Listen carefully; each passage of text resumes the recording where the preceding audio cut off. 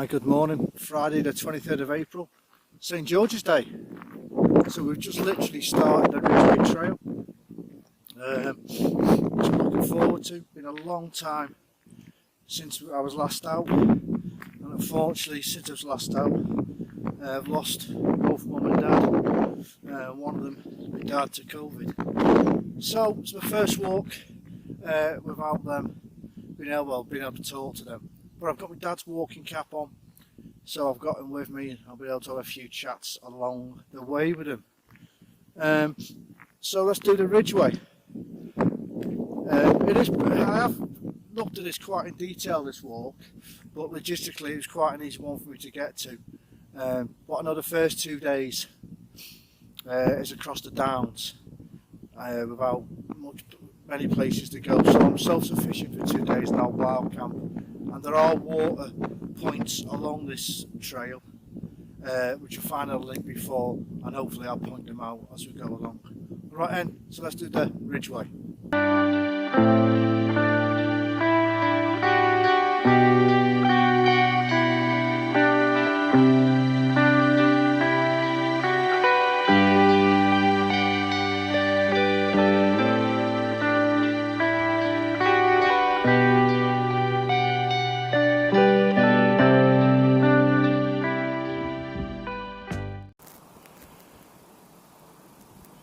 Some nice views already, so hopefully they'll continue.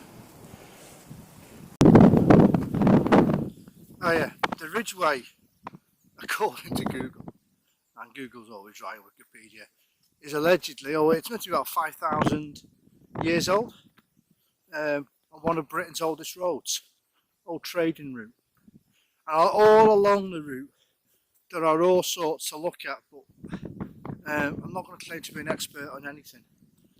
As I get to the start point, you can start Avery, the village, and that is amazing because driving through it, you've seen massive stone circles around the village, and all along in the fields you can see raised earthworks.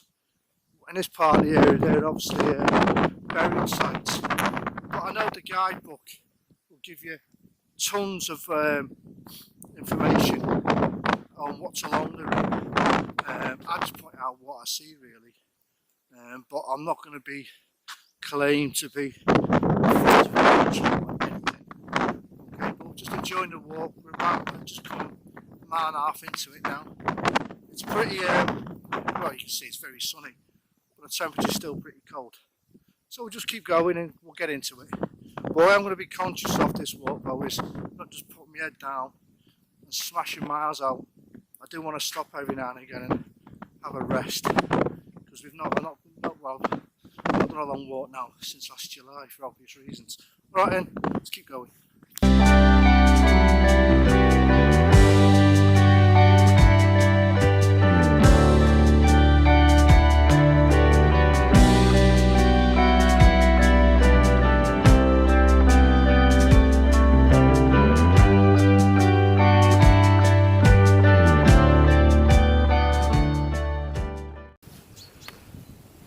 So what I'm looking to do for the first 2 days is wild camp.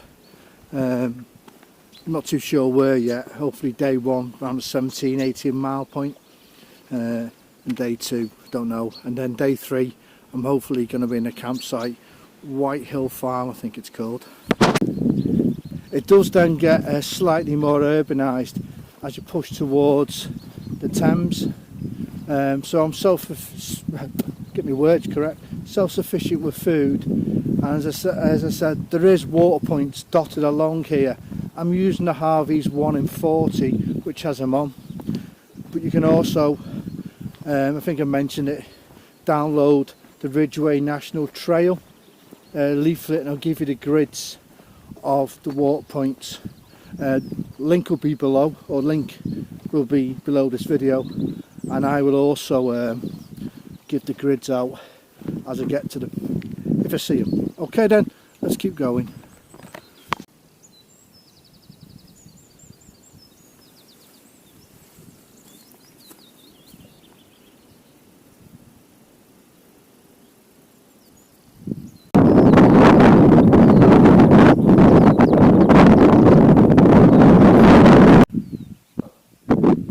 over there we've got Barbary Hill, and you might not be able to see it, but the trail goes straight through what is Barbary Castle. Big earthworks and a big circle. Even thousands of years ago, you can see, obviously this was a trading route, and they've built these castles to protect it, and it really overlooks the local area. So even thousands of years ago, they were quite switched on, protecting their interest of all the cattle being herded along here, so on and so forth. The trail goes straight through Barbary Castle. There's a little car park down here, and the one beyond it, which is just past the castle, I think, just past the castle of Barbary Hill. So I think for reference, there's two there. We'll check it out when we get there.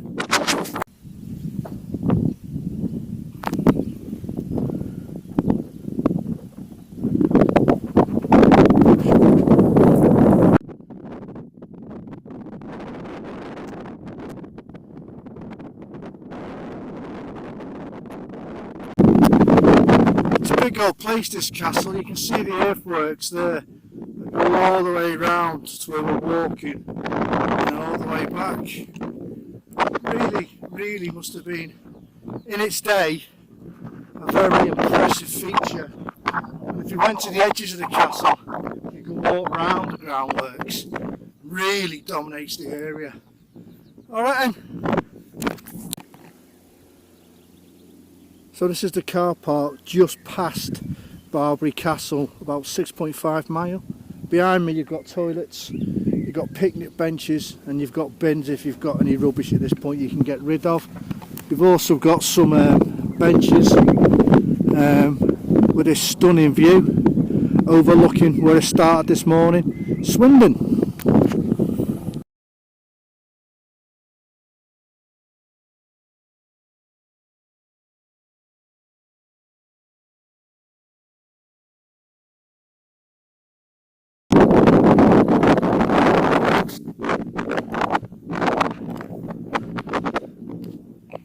Test for the old camera now, so I'm going to talk slightly loud. We're now on Smith's Ridge, I think it's called, Smith's Ridge, and we've just left Barbary Hill and Barbary Castle. So we're going to follow this ridge down now, and then we come to the area. The first village we bypass, but you can always step into, is Ogbourne St George.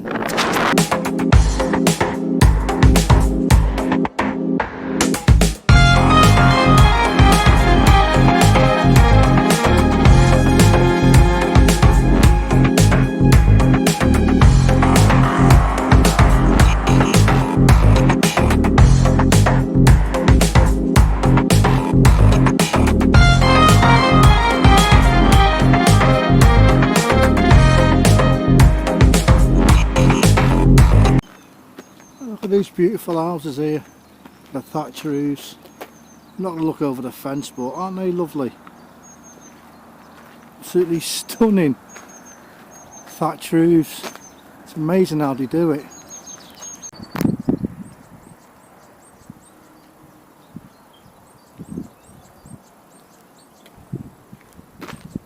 Absolutely lovely.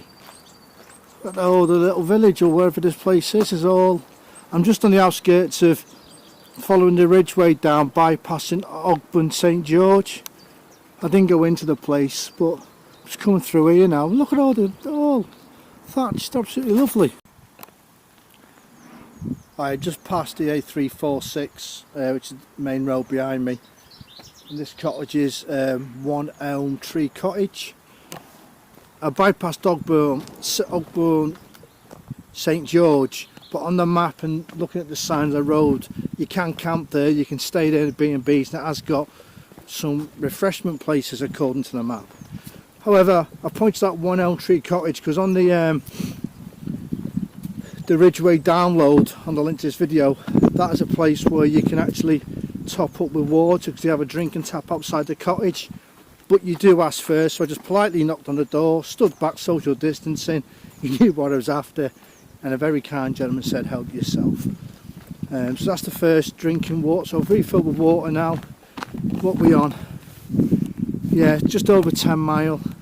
So I'm going to find somewhere along here now, and then have some lunch and a cup of coffee.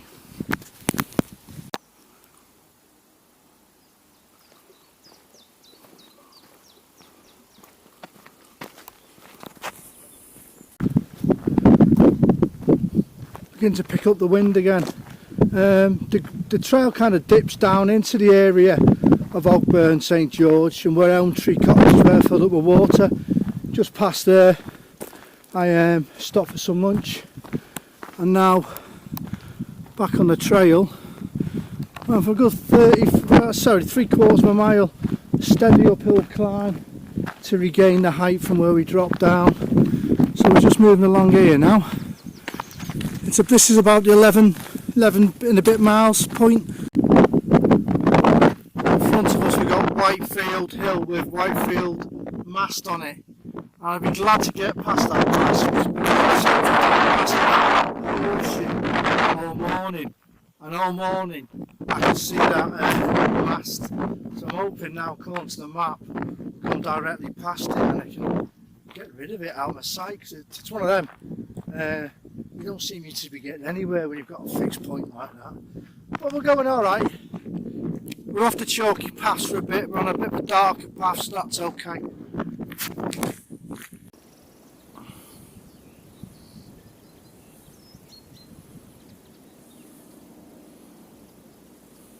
We're on about 13.5 miles. And I know this spot from other people's videos with one of the very few benches with a burn mark on it. And a few people have wild camped here. You have got a wonderful view, and just far enough for me. But if you start late, not a bad place to wild camp, because really up to here it's just been a track with nowhere to get in. Really nowhere to get in. I'm hoping to get just over the M4, but we'll wait and see. Well, good time. It's only just 3:30. And the trail has been pretty busy. Not anyone hiking like me, mainly mountain bikers up and down, or dog walker. And if I'm going on wild camp, which I am doing, it's virtually going to be next to the track, the trail. So I want to be putting my tent up past Knockins. And even though we are on this ridgeway, you know, everyone thinks it's isolated, there are lots of villages, but you have to walk to them and get off the ridge, then get back on. And I might do that. I think it's called Wall End or something. According to the map, it's a kilometre off the trail. So we'll see how we go for the rest of the afternoon, and I might push down there for an hour or two, or an hour this evening, and push back up somewhere to camp later on. Alright then.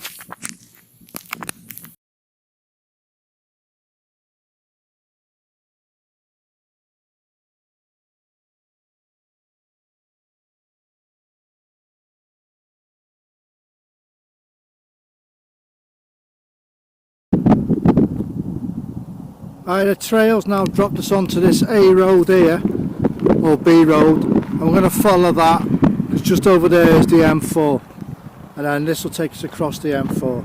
So it's the first real bit of road walking we've had to do in nearly 15.5 miles.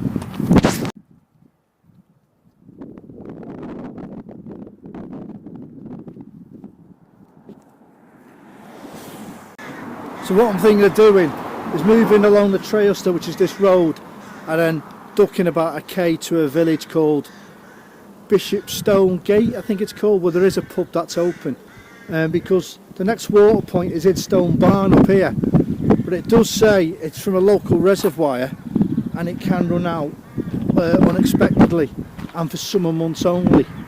So I just want to make sure I've got water, and I've got plenty of time to kill, because it is pretty busy down this area, and I've got 3.5 hours till last light, and I'm on 16, just come to 17 mile. So I want to get my tent up wherever it's going to be, so roughly adjacent the trail somewhere really right at the end of the day. So I might nip to that pub and have an half an hour there, and I might treat myself something to eat. We'll see. A few things going around my head at the moment, so make a decision next couple of minutes. Now we've come up that way. We're now in the area of Idstone Barn, And I think just across the road there, next to the finger pointer signs, is the sign saying drinking water. So we'll just go and have a check. Yep, definitely drinking water.